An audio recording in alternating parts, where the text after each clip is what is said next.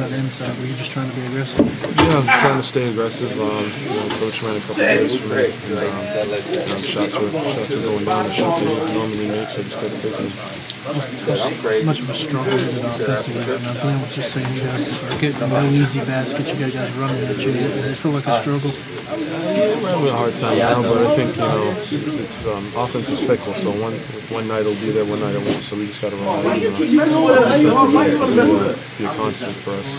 How do you get guys to stay together and keep their confidence up? And kind of going through a rough stretch, but how do you keep guys' heads up?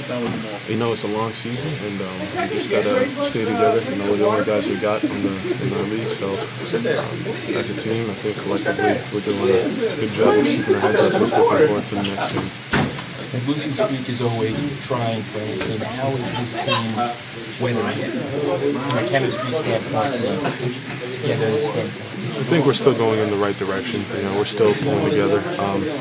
We are on a losing streak, but at the end of the day, it is a long season, so we just got to keep focused on the next game and focus on getting the win. How tough is it? You guys play great D and then get a fall-away three in the corner at the end of the quarter. I mean, for a lot of stretches you're there defensively, but then something like that can happen. Yeah, that's basketball. So something when that happens, there's nothing really you can do about that. It was a tough shot. We played good defense, and we just got to move on to the next play. How about you offensively? You're in a zone right now. How comfortable are you feeling out there with the basketball? Pretty comfortable. It's one of my strong points. I just gotta provide an offensive lift and defensive rebounding, of course, to help us win. Thanks, Ed.